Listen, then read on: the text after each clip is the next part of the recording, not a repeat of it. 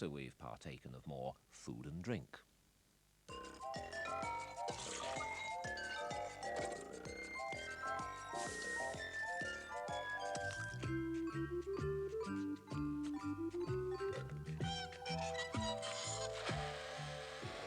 In Food and Drink this week, a London fireman is challenged to cook in one of Italy's top restaurants, an offer he couldn't refuse. Trout with almonds. We take a well-known dish and give it a couple of crafty twists. And while organic farming gets all the publicity, a conventional farmer answers his critics with a crop of arguments.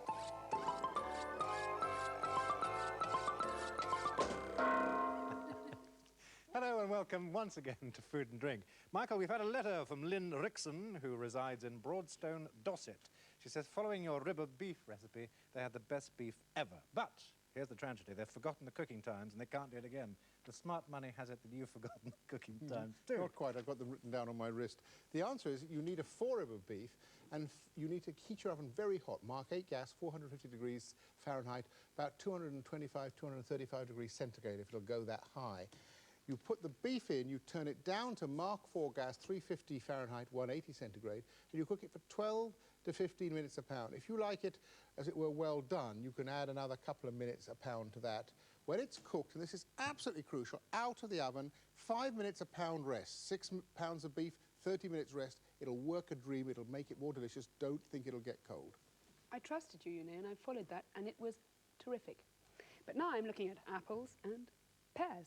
In liquid form, of course. What else would I do? Absolutely delicious, scrummy new apple and pear drinks. Chili and bottled fruits a bit later on. But first this week, should we have a new Ministry of Food? Last week, 3 experts argued that the Ministry of Agriculture, Fisheries and Food, MAF for short, suffers from a fundamental conflict of interest between food producers and consumers, and it's the consumer who loses out. Since last week, that view has been endorsed by others, including Sally Oppenheim-Barnes, chairman of the National Consumer Council. Consumers have a very weak voice compared with the producers, she says. She's backed by the British Medical Association, the Coronary Prevention Group, and the Environmental Health Officers.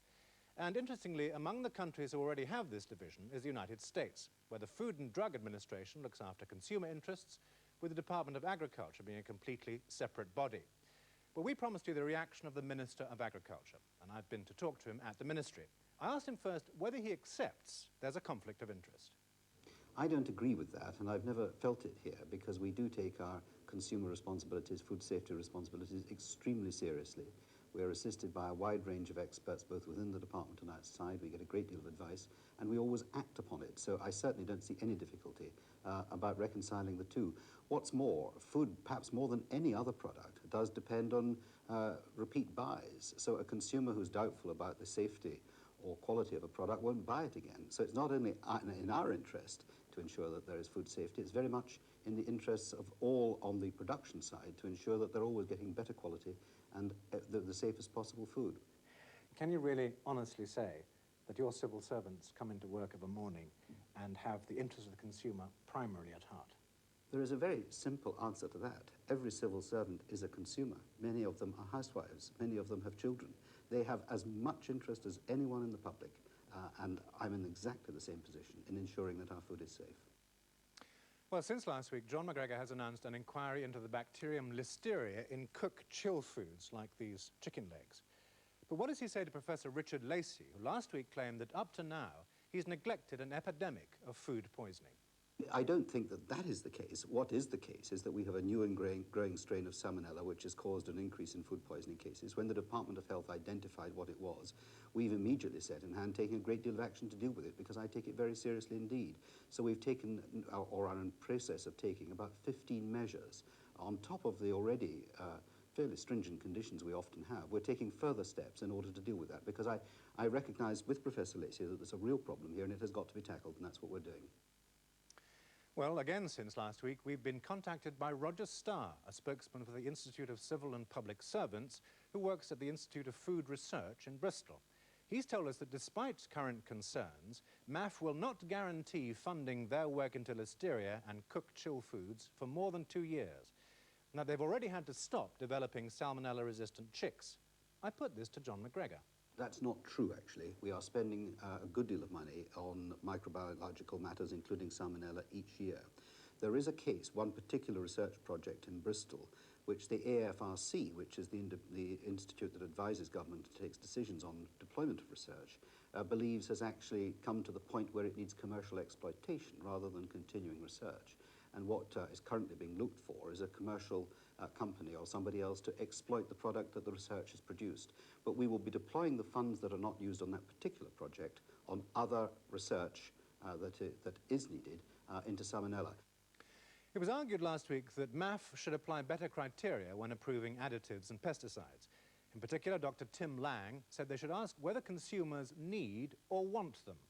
We do not even look at additives unless there is a proven need either to improve the product or to increase consumer choice. So need is actually already taken into account. What about want? Well, need, I think, improving consumer choice actually follows from want. You wouldn't actually have the additive even looked at unless it was actually improving consumer choice and making that available to the consumer if he wants it, he or she wants it. In the last few days, John McGregor has also announced new laws to allow MAF to clean up poultry feeds, the source of much salmonella. Sir Richard Boddy MP argued that such measures are too late and that MAF is in the producer's pocket and that it should be split. Well, obviously these are matters of departmental responsibilities for the Prime Minister, but I can quite clearly say that we have very high food standards in this country compared with other countries in the world, and we do take those responsibilities very seriously. What is not the case is that I'm in the producer's pocket in any way. I've been making major changes in agriculture. We're making very major savings for the taxpayer compared with forecasts only a short while ago. Farming is under pressure because we are constantly trying to make it more market-oriented. That means directed to consumer wants and needs rather than to the CAP intervention systems.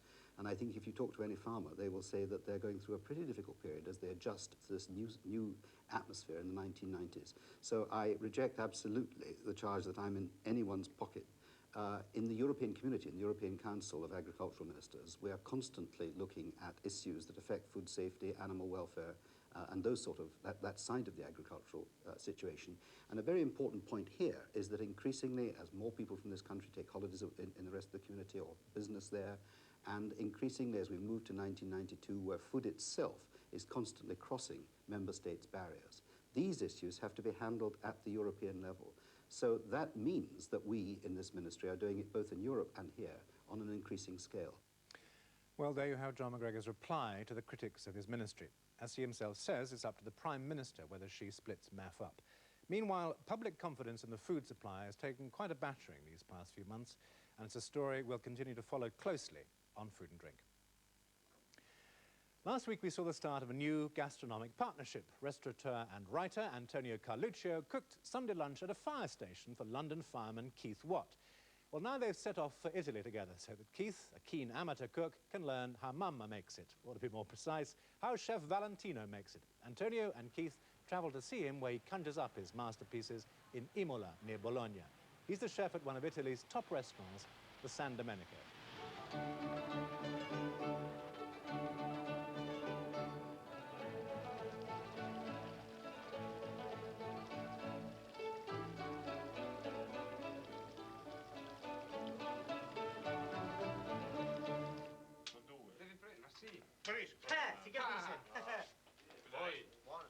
Valentino will forsake a good hand for one thing only, and that's talk of his other love, cooking. So how much is the most expensive bottle down here? La bottiglia è più cara, che prezzo avrebbe? Siamo sui 5-6 milioni. About 5-6 million lire, so around 2,000 pounds, I think. Not much then. No.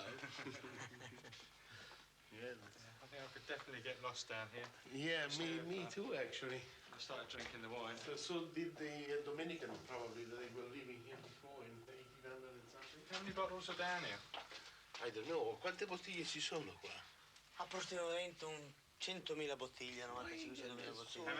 around 100,000. 100,000. Incredibile. Sassicaia, italiani, Brunelli. So very Valentino, who's lived in Imola all his life and was taught by the great Nino Berghese, known as the Chef of Kings, shows off the magnificent cellar.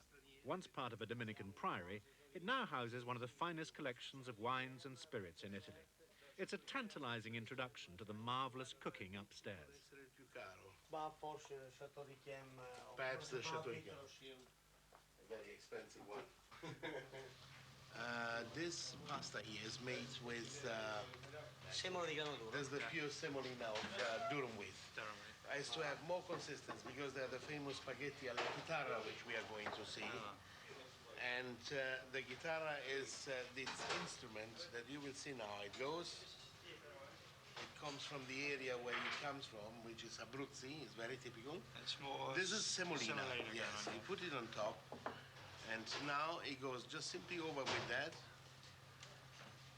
And look at that.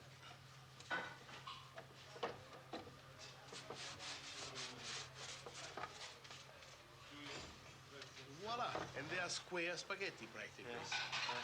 Look there. Questa è una porzione. Sì, che tagliano così. Allora mettiamo a cuocere. So now, while it's cooking them, plunged in hot water for a few minutes. E prepariamo la salsa. And the sauce, look at the sauce. The sauce is with olive oil in a pan. Simpler doesn't go, eh? Then some garlic, finely chopped garlic. Little bit garlic. A little bit. You have to wait not to burn it because otherwise it has a bad taste. Come si dice in inglese, sbianchito. And now after the garlic is coming the basil, fresh basil, finely chopped. And this is chopped tomato. The tomatoes in Italy, they are so ripe and good that in England I wouldn't use the normal fresh tomatoes because they don't have that sort of taste. No. But you can use the thin one. They're very good. Yeah. And I would take care to take the San Marzano type. Look, in 1 second. Ready? Well, how many? 30 seconds. Yeah. Spaghetti in. A little sauté.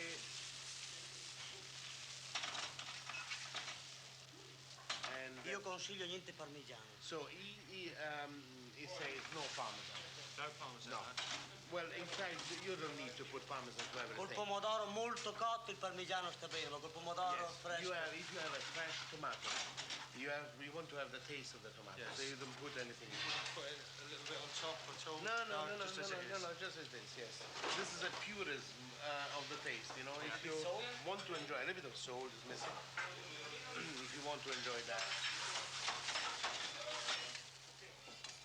Qui sono spaghetti alla chitarra al filetto di pomodoro. They call it fillet of tomato. Fillet. Fillet. Yeah, tomato, yeah. Because it's the rind, it's the pure pulp Yes. of the tomato. Now look, a little bit of sauce on top. And that's served. It's perfect. Allora, sì, io l'ho preparati per te adesso, tu li prepari per me. So now he says, so he prepares it for you. Now you have to prepare it for him. Dagliela alla giacca. This is going to fit. Yes. Oh, this will make me cook better, won't it? So we are going to test your result with it. Okay? Well, I'll do my best. Okay. Cooking for England. Olive oil with the garlic, The basil, tomato, and the spaghetti. water, And the gas. water. This is the gas. Okay. I see. Okay. Okay. May the best man win. Okay. They've never held the Chef's Olympics in Imola before, and tensions running pretty high. Can the cool British fireman match the Italian master?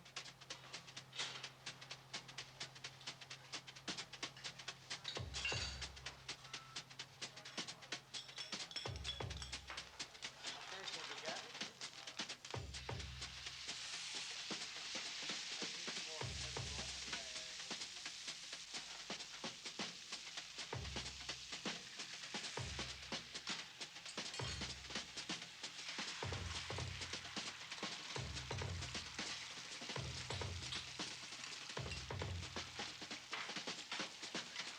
And it's perfect, the balance. Yeah.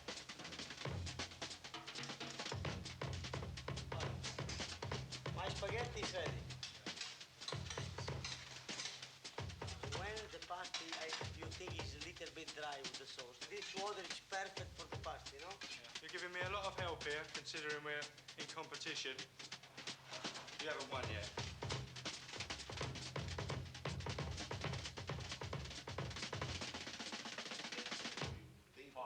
Well, there was a certain amount of conferring, but the judges have decided to overlook it. The distinguished panel consists of the owner and his wife, the Morinis, and Valentina's brother Natali, who manages the restaurant. Will they go for Keith, the British challenger, or will the gold medal stay in Italy? Se questo dal pompiere. Qui c'è Valentino. Dovesse mai cambiare mestiere, senz'altro lo assumiamo noi al San Domenico. Per un'altra cosa, lì sono esperto. A sensational result for Keith. The jury couldn't tell the difference. So, which one now is which? Quali sono I tuoi e quali sono I suoi? Which one are they? This is mine, and this is yours? Yeah. Ah, so they're slightly more al dente is yours. Ah, that's incredible. So, do we call it a draw then? It is a good draw, yes. Wonderful. A new dimension for the spaghetti western. But now onto those apples and pears I promised you. I'd begun to doubt that we had the perfect climate for anything. But hooray! I was reminded recently it's perfect for something, growing brilliant apples and pears. They ripen quite deliciously over the long growing season. And since supermarkets and grocers insist on perfect-looking, large fruit, any runts of the litter have been in danger of going to waste. But no more, I hope. As a judge of the apple juice class at England's premier fruit show in Marden in Kent, I discovered a Hereford grower who's using huge imagination in making perfect apple juice in a number of styles. Very good idea, this. Here you've got the medium sweet and the sweet, both from Dinmore Fruit Farm in Hereford. They're made from different apples. The medium sweet from Laxton, Fortune and Bramley, and the sweet, a really delicious juice made from the Discovery. Get your nose in there, and do you know what it's quite like? That stuff you put in washing machines to make your laundry really fresh. Marvellous appley aromas, so concentrated you can't imagine it's natural, which of course it is. Lovely. But don't be put off if you're not a sweet tooth by the sweet description. It doesn't actually seem that much sweeter to me than the medium sweet. They're just both a bit different. Now on to another of the Dinmore Fruit Farm juices. This is made from Cox and Bramley, and here you can see the two apples that go into it. Both very familiar apples. And the funny thing is that when you come to taste this, I think that you can really recognise these two varieties. You get that lovely, luscious sweetness you expect from Cox, but cut with a very, very nice bite from the Bramley, which sort of perks it up, gives it a lovely edge to it. I'm addicted. They're really marvellous. At present, only available locally in Herefordshire, but let's hope they might get wider distribution soon. Now, English winemakers, of course, haven't had quite such good luck in these dreary summers we've been having, and they've been hoping to use their equipment for something else, and I think they've cracked it. I've tasted a lot of apple wines from English winemakers, and these are some that I like particularly. This Staple St James is a lovely one from Canterbury and Kent. Very winey, but very appley as well. Really very delicious, dry example. And another Kent one here from Lamberhurst this time. This is going to be available in about a month's time. Both are going to be available locally in Kent. It's sweet. Terribly clever, that, a sweet apple wine. It's pretty alcoholic, a dessert wine. Marvellous, lovely sort of appley bite, but also luscious sweetness. And finally, the old pear comes in at the end. This is a perry made by the Three Quires vineyard in Gloucester. It's called simply Gloucester. It smells more peary than you could ever imagine, but when you taste it, it's got really quite a kick. Very good. Michael, I know you're a Kent man, but I think you're going to have to swallow your pride and taste these delicious Hereford juices. They look wonderful. I can hardly wait. They'll go marvellously too with what I've got to eat today, which is trout. Now, the thing to do with a trout, when it's been cleaned, is to almond it. The great thing to have with trout is almonds. But first, you need to dip in a little flour. Don't wash it too carefully, because all the nice, as it were, trout sticky that keeps the flour and then the almonds on will come off. Dip it in a little egg and milk mixed together and turn it over. Try and keep hold of it by the tail. And then lastly, into ground almonds. Now, this is instead of breadcrumbs. If you really don't fancy this much almonds, you can do it with breadcrumbs, but the ground almonds make a wonderful double almond on the trout. When it's nicely plastered, it goes into a hot pan with oil and just a little butter in it. Now, that will cook about 2 or 3 minutes aside. Let's give it a quick stir. Trout's widely available now. You can buy it in any supermarket and all fishmongers. It's farmed. We now grow something like 12,000 tonnes of it a year, and it ranges in price from about £1.60 a pound in fishmongers to about £2.60 in some supermarkets who've already cleaned it and pre-packed it for you. When you're eating it, as well as the almonds, by the way, you need something else to go with it to make it wonderful, which is some cucumber. Not cold, but hot. I've rough peeled this cucumber. I've scooped out the centre with a teaspoon to get rid of the seeds, so it makes a sort of canoe shape like that. And then what you do is you cut it into half-inch slices, and you put those into a pan with just a splash of water, literally a splash of water in the bottom, and a tiny bit of butter for flavour to go with it, a pinch of salt, a little screw of pepper, and put the lid on and shake it. Don't bother stir. Give it a good shake. The butter and flavourings will go all over it, and the trout should just be about ready now to turn. Turn it carefully so that the coating doesn't break. Get that lovely crispy almonds. And here's the second lot of almonds. This is why it's a really crafty recipe. A few flaked almonds cooked in the butter around, I think I dropped one there, cooked in the butter and oil around the trout so that the whole thing has a good chance to brown as well. Now, it needs, as I say, depending on how big the trout is, about 2 minutes aside.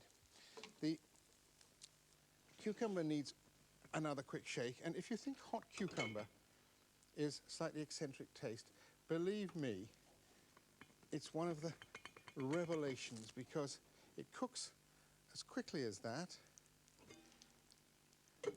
I'll put that out now, turn the gas off. And you drain it as you take it out. It's a pretty colour and a lovely delicate flavour. You need to cook it in quite big chunks and don't omit the butter, however fat conscious you're being, because it's not you're going to eat a lot of it, it's just that it adds to the flavour immeasurably. The trout's about right now, so I'll just lift that out carefully. I think I need a cloth to pick that up with, and it should be about perfectly ready. Just slide the trout carefully onto there, and the second lot of almonds should just be golden brown to sprinkle over the top. There you are. Would you like a few golden brown almonds sprinkled over you, Mr. Kelly? I'd rather have the trout. You I'm a great trout look fan. a bit like the trout now I come to think about it.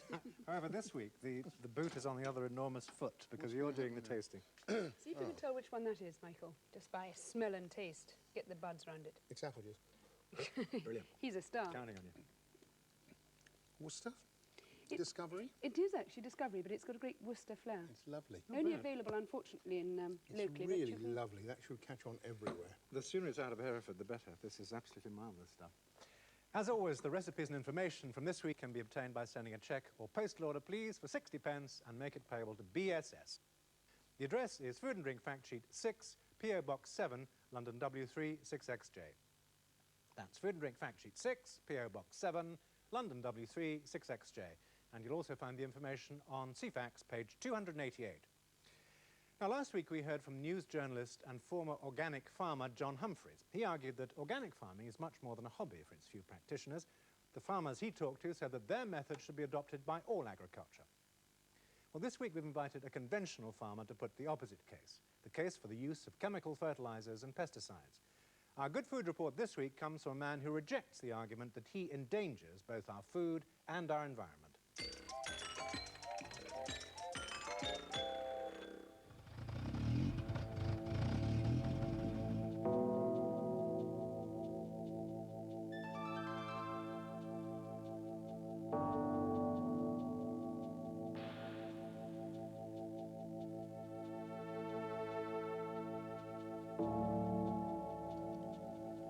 Pollution like that is today's hottest issue.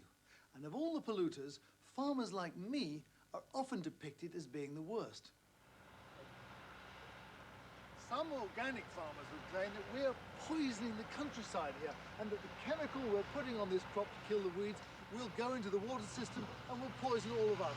There is no scientific evidence whatsoever for that point of view. It is pure emotion and scare tactics. Like all farmers in this part of the world, I use chemicals a lot. But contrary to what organic farmers claim, I'm as keen to keep the countryside clean as they are. That's why we stick to the very strict laws which govern not only what sprays we can use, but how we can mix them and when to apply them.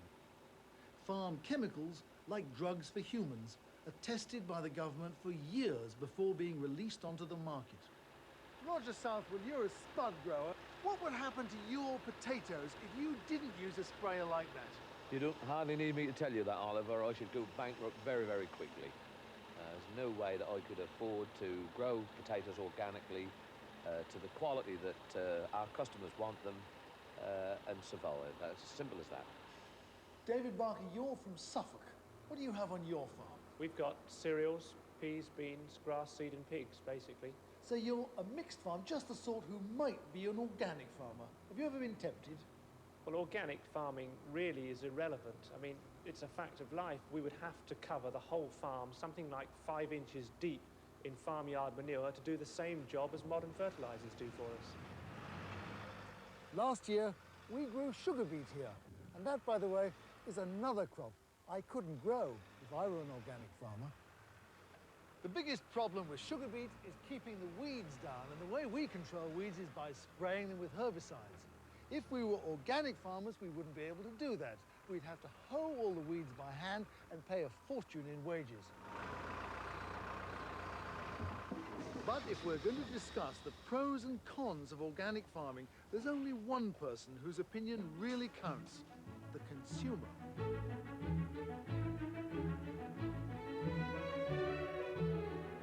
Do you buy organic vegetables? No. Why not? I think probably because they're too expensive.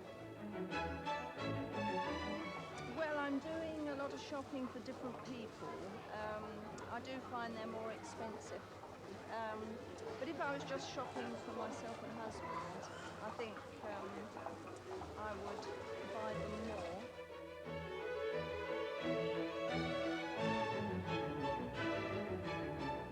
The question I want to know is, if I eat this organic Swede as opposed to the conventional Swede down there, will I be healthier? I have not seen any concrete scientific evidence to suggest that that Swede is any healthier than the Swede we have grown conventionally across there. But what do you say to an organic farmer, the man who, say, grew this Swede, who says to you, Mr. Love, you are selling conventional vegetables drenched in poisons, sprayed with the most horrible things? What do you say to him? You as a farmer coming out with statements like No, that? that's not my statement. This is the statement given to me on many occasions by organic farmers. When some organic farmer says this to Sainsbury's, what do you say to him? No, we put our products through residue, pesticide residue analysis, and we have no cause for concern. So there's no scientific evidence that eating organic food makes you any healthier than eating conventional food. But to give Sainsbury's their due, they do at least give people a choice. The thing that really irritates me about the organic farmers in this country is that they are incorrigibly middle class. But for families who are on family income supplements, you don't see them worrying about whether they're spuds or organic or not. And it all boils down to the fact that for most of the people in this country, except for this tiny, noisy and highly articulate minority, organic farming is no more nor less than an irrelevant luxury.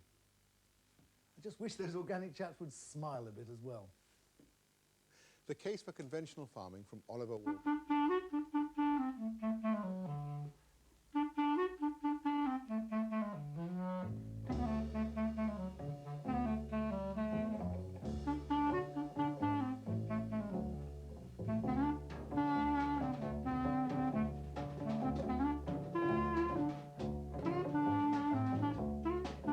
Day by Day Live, a week of rail watching, starts next Monday afternoon at 2:15.